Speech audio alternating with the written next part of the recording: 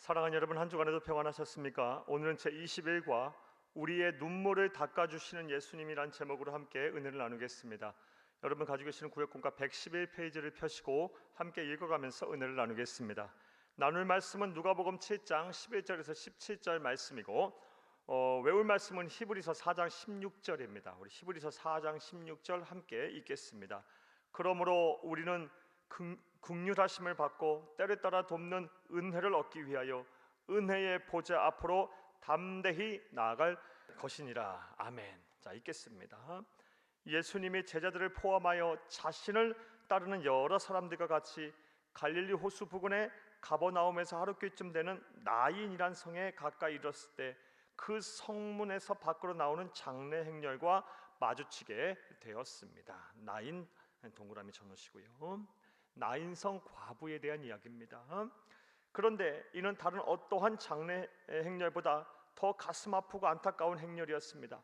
왜냐하면 죽은 이가 어느 과부의 젊은 외동아들이었기 때문입니다. 성서시대 당시 여자가 과부가 된다는 것은 앞날에 엄청난 시련과 극심한 가난, 고독이 기다리고 있음을 전제하는 것이었습니다.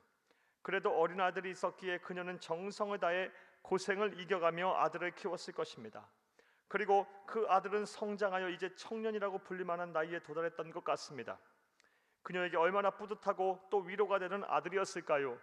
그런데 설상가상으로 그 아들마저 세상을 떠났습니다. 그녀의 모든 소망이 무너져 내렸을 것입니다. 더 흘릴 눈물이 없을 만큼 울었을 것입니다.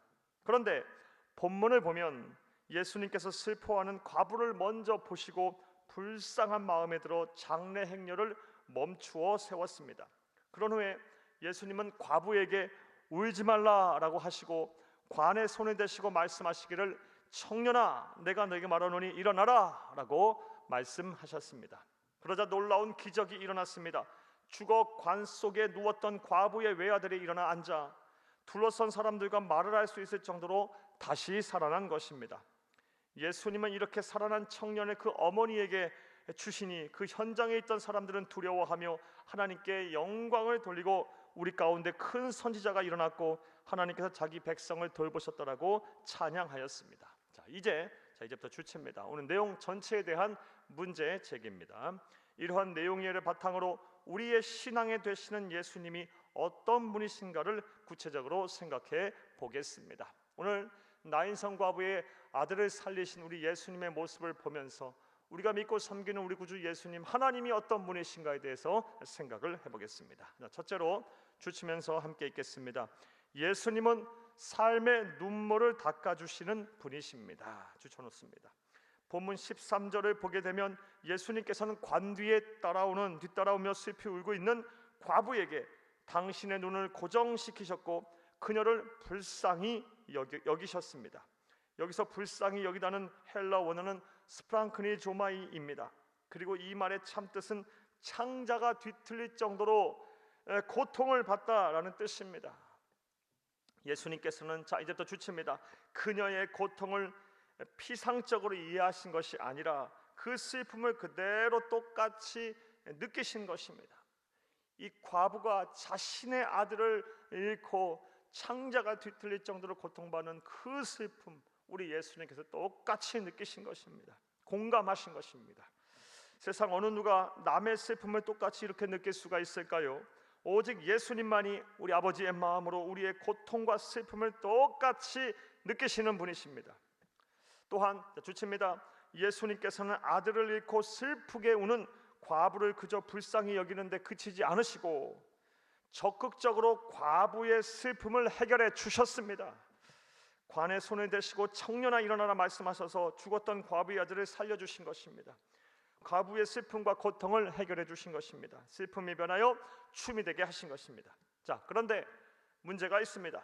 성경에서 나인성 과부는 예수님을 직접 만나 삶의 문제가 해결되었지만 예수님을 직접 만날 수 없는 우리는 어떻게 해야 할까요? 그러므로 우리는 긍휼하심을 받고 때를 따라 돕는 은혜를 얻기 위하여 은혜의 보좌 앞으로 담대히 나아갈 것이니라. 히브리서 4장 16절 말씀, 오늘 요절 말씀입니다. 이제부터 주치입니다. 예수님은 우리가 예수님께 나아가 예배하며 간구하면 항상 필요를 따라 우리를 도와주십니다. 그러므로 이러한 은혜를 바란다면 예배를 잘 드리고 담대하게 우리의 구세주가 되시는 예수님께 우리의 사정과 형편을 아뢰야 합니다. 사랑하는 여러분, 우리 구주 예수 그리스도의 이름으로 담대히 예배 자리에 나오시기 바랍니다.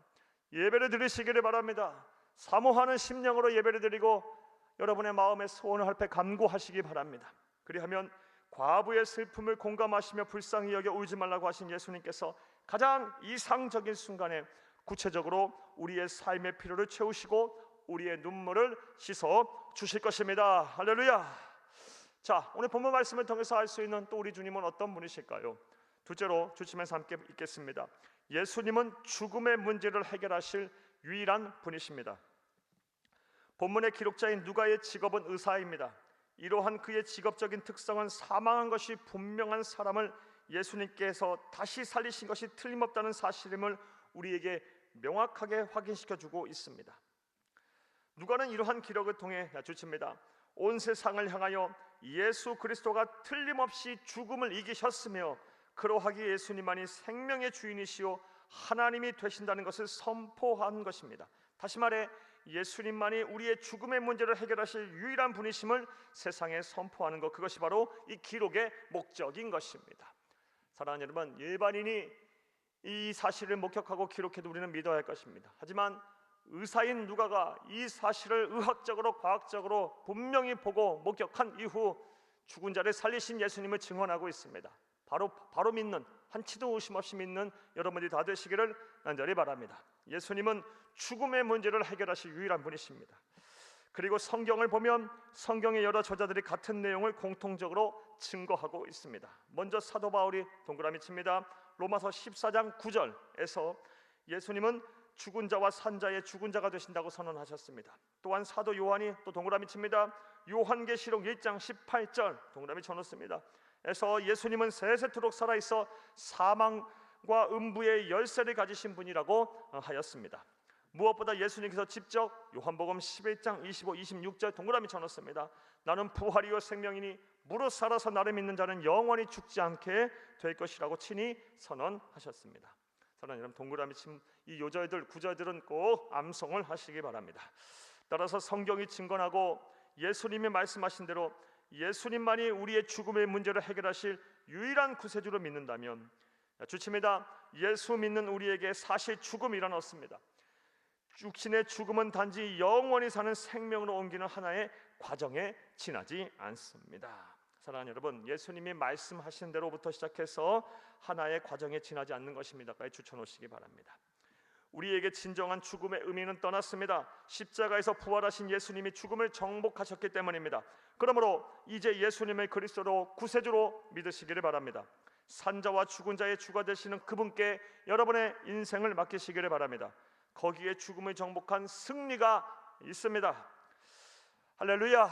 자, 사랑하는 여러분, 우리 인생이 비록 초라하고 보잘것없지만 주님을 의지하고 인생을 사는 자는 결코 눈물이 눈물로 끝나지 않음을 믿으시기를 바랍니다.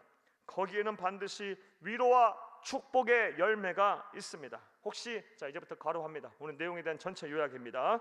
여러분 가운데 눈물의 나날을 보내시는 분이 있다면 그 눈물을 주께서 귀중히 여기시는 것을 믿고 언제든지 예배의 자리로 나오시기 바랍니다.